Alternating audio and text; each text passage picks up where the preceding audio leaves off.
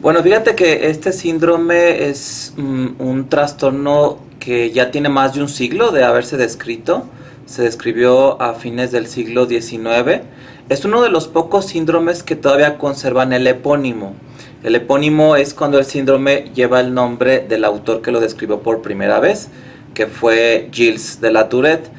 que es muy interesante estudiar un poco la historia del síndrome de Gilles de la Tourette, porque ha habido un desconocimiento o una falta de interés en la historia de la descripción, porque en la literatura en inglés se le conoce como el trastorno de Tourette, pero en realidad el apellido de este neurólogo francés que era contemporáneo de Jean-Martin Charcot era un apellido compuesto. El apellido compuesto era Gilles de la Tourette, ese es el apellido compuesto. Y el nombre de pila de este neurólogo era George Albert Brutus Edward, que en español sería Jorge Alberto Bruto Eduardo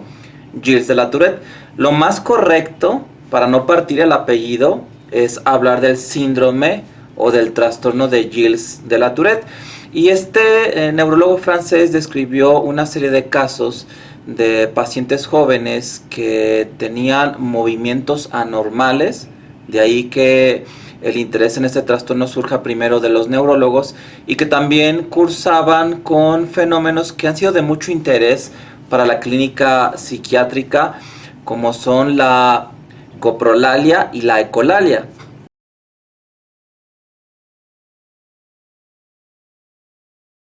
Bueno, fíjate que la actual clasificación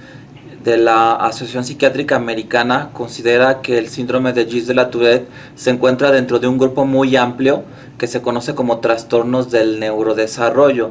y que comparten como común denominador el ser problemas que tienen que ver, como su nombre lo indica, con el desarrollo neurológico, y que por ello se presentan en edades muy tempranas de la vida. Típicamente el síndrome de Gilles de la Tourette o trastorno de Tourette, como le queramos llamar, se presenta en niños que están por entrar o que están recién entrando a la etapa escolar, digamos niños de 5, 6, 7 años, pero de acuerdo a los criterios de la Asociación Psiquiátrica Americana, a través del Manual Diagnóstico y Estadístico de los Trastornos Mentales, mejor conocido como el DSM-5, nos dice que todavía puede empezar la sintomatología, o lo que se conoce como el debut del cuadro, antes de los 18 años. Quiere decir que un adolescente, un chico de 18 años menos un día, todavía podría empezar con un síndrome del Gilles de la Tourette, pero lo típico es que sea alrededor de los 6 años.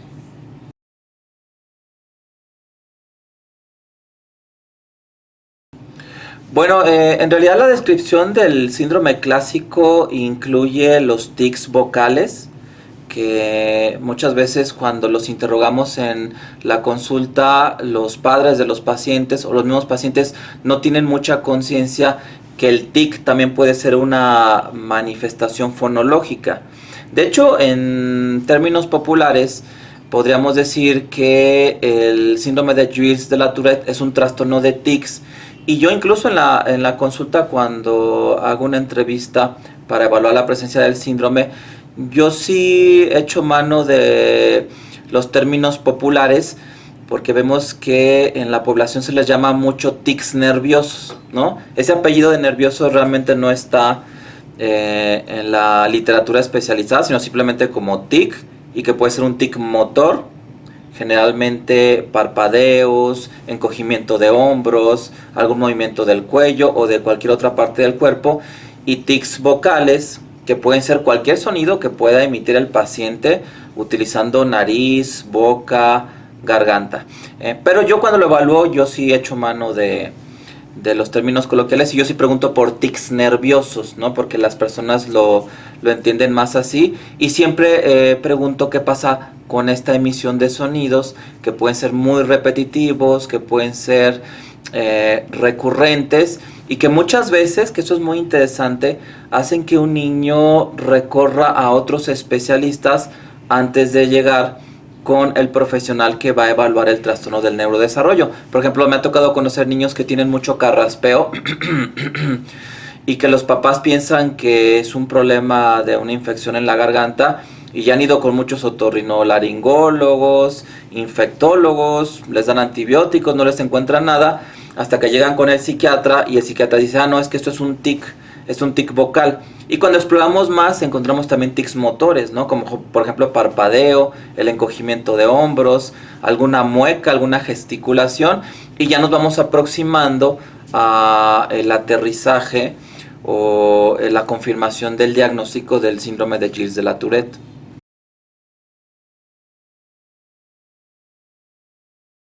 Sí, fíjate, una manera que yo siempre recomiendo para acercarnos a este tipo de problemas que vemos los psiquiatras infantiles o en general los médicos que atienden condiciones psiquiátricas o problemas del neurodesarrollo es no pensar que estas condiciones de salud son muy distintas a la gran mayoría de problemas que ven los médicos de otras especialidades. Como cualquier problema de salud,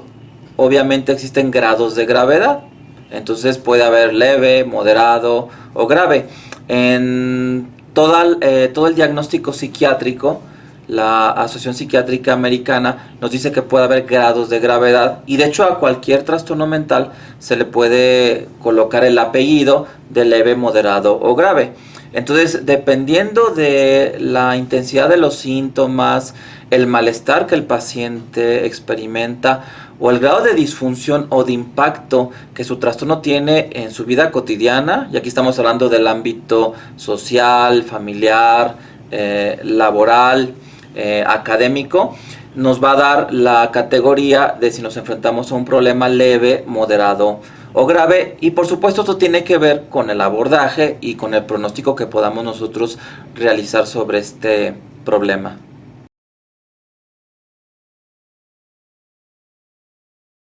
Bueno, por lo general el síndrome de Gilles de la Tourette es muy visible. De hecho es de los problemas psiquiátricos más visibles porque ya sea que se traten de tics motores o tics vocales, llaman la atención. Se ven o se escuchan, ¿no? Muchas veces pasa que se considera que ser portador de estos tics tiene que ver con la personalidad y entonces se pasa por alto su presencia o ni siquiera se llega a sospechar que es una condición que requiere el abordaje de un médico, ¿no? Por ejemplo, un niño que parpadea mucho, también puede pasar que crean que tiene un problema de la vista y entonces puede pasar por varios oftalmólogos o médicos de otras especialidades para ver si no tiene un problema con la agudeza visual o un problema a nivel de conjuntiva, de párpados.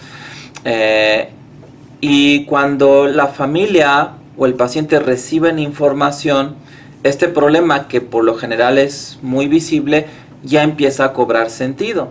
Y entonces ahí es cuando el paciente o su familia empiezan a generar la demanda de atención especializada, ¿no? Y cuando asisten al consultorio, pues el médico puede ver que incluso desde la misma sala de espera son visibles los tics, ya sea motores o vocales, y también que se cumplan otras características que son parte de los criterios diagnósticos, como lo que acabamos de comentar, que se presenten en una etapa temprana del desarrollo, antes de los 18 años, y algo que es clave para poder establecer el diagnóstico es que los tics estén presentes al menos un año, porque si el paciente ha tenido estas manifestaciones sintomáticas por un menor tiempo, uno podría considerar que aún no se cumplen todos los criterios diagnósticos y que posiblemente se trata a lo mejor de un fenómeno más benigno, transitorio, que puede remitir espontáneamente. También algo que es importante evaluar cuando estamos tomando nota de las características del síndrome de Gilles de la Tourette es que los tics, ya sean motores o vocales, no sean efecto de alguna sustancia que el paciente esté consumiendo, por ejemplo cocaína, o que no sean parte de un síndrome más amplio relacionado con otro problema de salud, ¿no? Por ejemplo una encefalitis viral.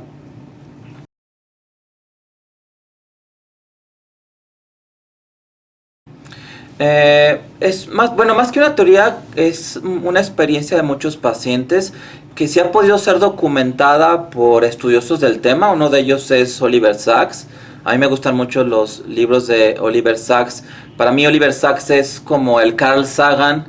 pero no de la astronomía, sino de la neurología. Él tiene varios libros. El hombre que confundió a su mujer con un sombrero, donde habla de este tema. Hay otro libro que es Un antropólogo en Marte, que es de mucho interés, donde también dedica un capítulo al síndrome de Gilles de la Tourette, y ahí habla de el caso de un cirujano que cuando él operaba, en la cirugía mágicamente los tics desaparecían y él podía ser muy hábil con la manipulación de los instrumentos quirúrgicos para poder realizar una buena cirugía, y esto le llamaba mucho la atención. Y con el paso del tiempo, Oliver Sacks se dio cuenta que este cirujano que él describe en este libro pues no era el único caso de un síndrome de Gilles de la Tourette donde había esos como paréntesis o esas excepciones a la hora de realizar una actividad que pueda ser de mucho interés para el paciente, que pueda ser muy apasionante o que requiera mucho enfoque. También Oliver Sacks habla de actores que al subir al escenario, aunque padezcan el síndrome de Gilles de la Tourette, si el papel que ellos van a interpretar pues no es de un paciente con Gilles de la Tourette, pues los tics quedan fuera del escenario. Entonces, esta concepción tradicional de que los tics son involuntarios, pues ya queda un poco entre comillas, porque se ha visto que muchos pacientes sí pueden esforzarse por eliminarlos, un poco como el ejemplo que decían al inicio de un estornudo,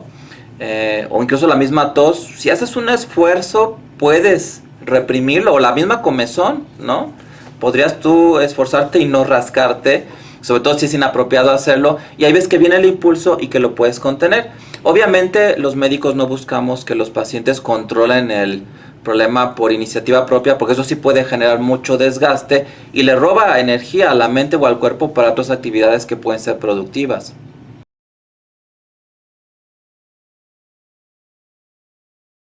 Bueno, esta pregunta viene muy a bien con lo que había comentado de que hay síntomas compartidos en los trastornos del neurodesarrollo, porque la ecolalia también se ha visto en niños que padecen trastorno del espectro autista, y consiste en que la persona que padece este síntoma tiende a repetir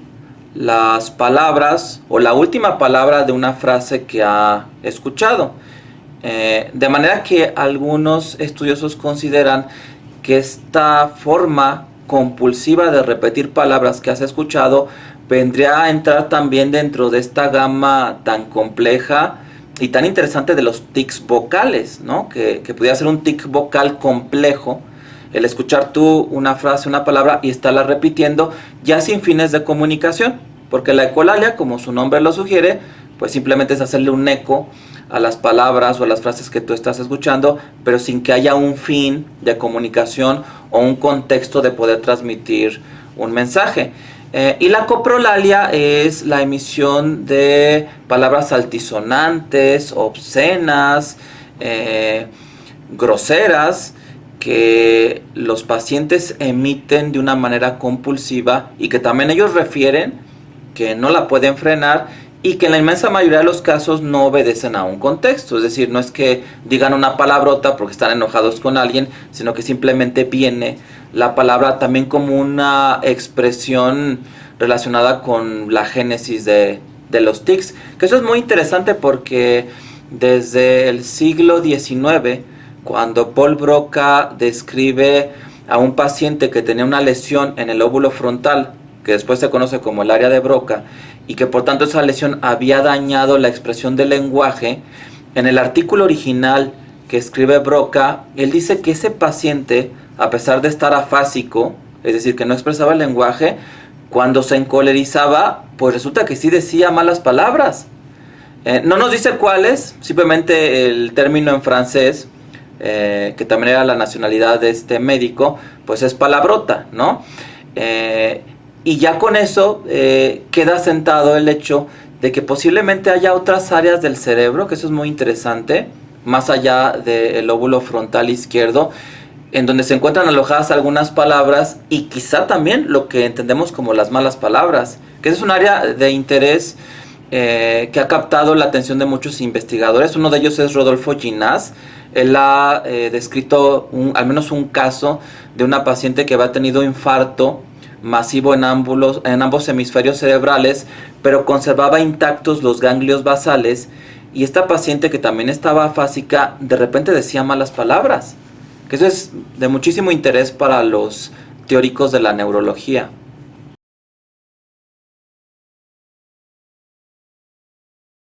Bueno, fíjate que en realidad, contrario a lo que se cree, la mayoría de los pacientes que tienen síndrome de Gilles de la Tourette no tienen la coprolalia. Yo creo que lo que ha sucedido o lo que ha contribuido a esta noción o esta creencia de que la mayoría lo tienen o que es hasta una característica cardinal del síndrome es que Gilles de la Tourette, él sí describió la coprolalia en el artículo que él escribió, en donde pues describe por primera vez el síndrome. Entonces la visión quedó como que es el cuadro tradicional, pero ya a lo largo del siglo XX, lo que va del siglo XXI, se ha visto que la coprolalia en realidad es un fenómeno relativamente raro y que quizá, además de la descripción original de este neurólogo, pues algunas series o algunas películas han echado mano de este fenómeno, sin duda interesante, y que han generado la noción de que la coprolalia, u otra manera también de expresar esto, pero a nivel de señas obscenas, que es la copropraxia, son una característica cardinal, pero en realidad la inmensa mayoría de los pacientes con Gilles de la Tourette no tienen esta manifestación.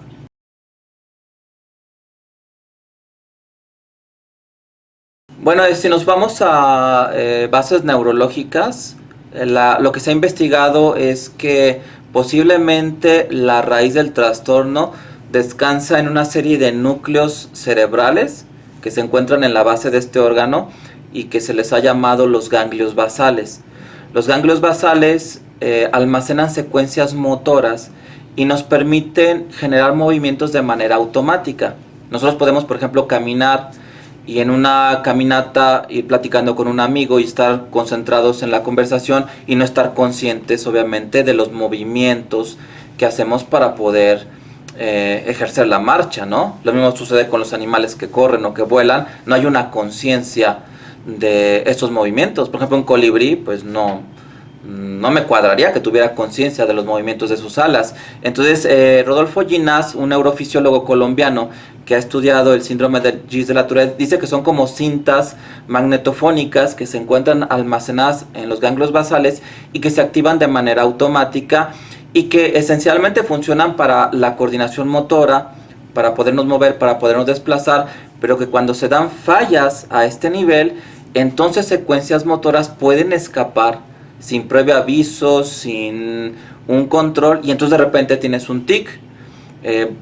vocal o tienes un tic motor. De hecho, Rodolfo Ginás hace una analogía muy interesante para explicar la falla que se da en los ganglios basales. Él nos comenta que estos ganglios tienen una serie de conexiones que generan una inhibición recíproca. Es como una cocina que está cerrada y que está cocinando alimentos, pero que tiene la puerta cerrada y que por ciertos momentos sale el cocinero a llevar a la mesa el alimento que se preparó, ¿no? Los ganglios basales, cuando les falla esta puerta cerrada que debe tener el lugar donde se cocina, pues empiezan a salir los alimentos sin estar totalmente preparados. Él da un ejemplo muy interesante de un pasaje de la Divina Comedia de Dante, cuando el poeta desciende a los infiernos y en una parte del infierno encuentra lo que se conoce como la caldera de las mujeres envidiosas.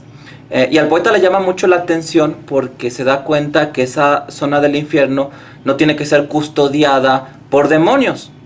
Y de hecho creo que es la única zona del infierno que no requiere ser custodiada. Y él se pregunta por qué,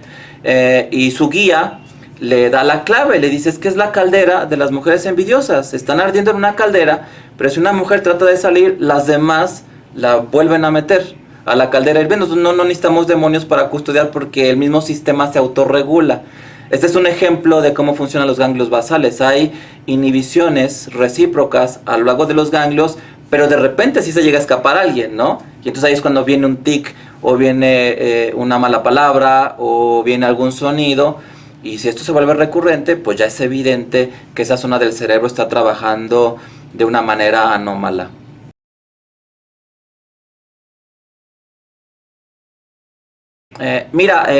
Nuevamente, como cualquier condición médica,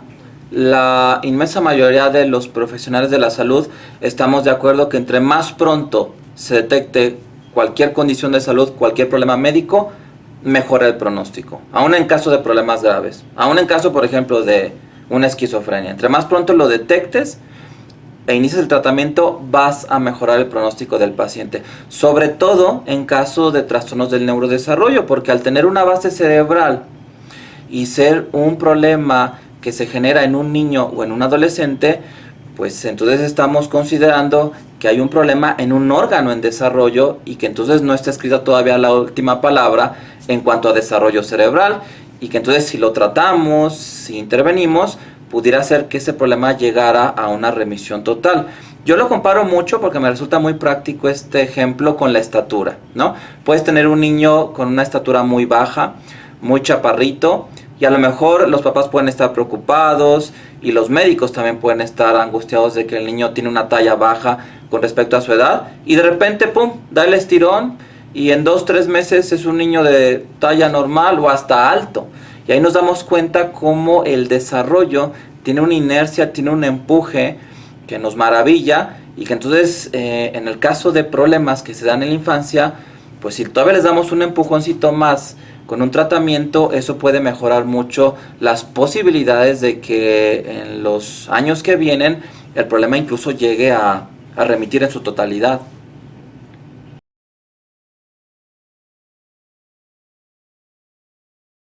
Bueno, como habíamos comentado, la base neurológica es evidente, no es un trastorno psicológico,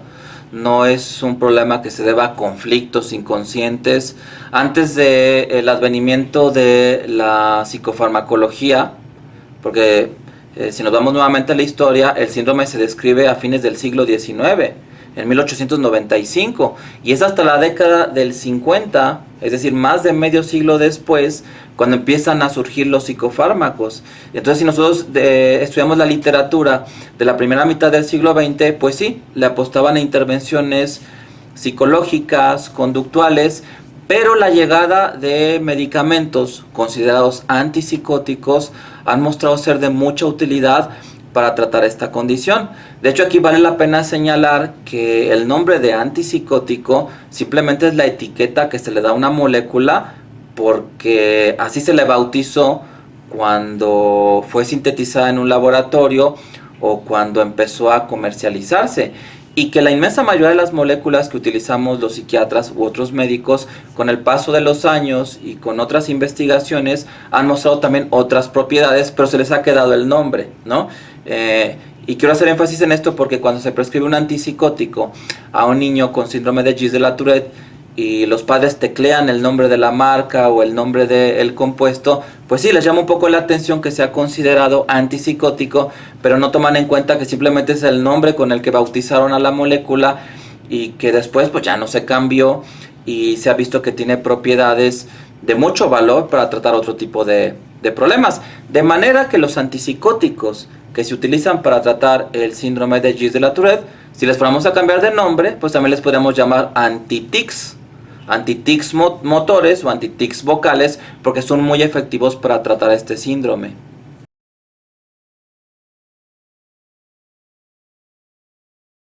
Todo depende de la gravedad del problema, todo depende del comportamiento que haya tenido el síndrome, si lo tuvieron los padres o los abuelos, y ver cómo se comportó, porque como cualquier otro problema de salud, pues obviamente hay casos curables y hay casos incurables. Cuando se acaba de hacer el diagnóstico, a veces no se puede saber cuánto tiempo va a durar, si el paciente lo va a padecer toda la vida, porque tiene un componente genético bastante fuerte, o si el mismo desarrollo va a ir atenuando, va a ir borrando los tics, y hay la posibilidad de que sí, de que se dé la curación y que el paciente, llegando a la adolescencia, a la vida adulta joven, pues simplemente se olvide de que alguna vez tuvo el síndrome de Gilles de la Tourette.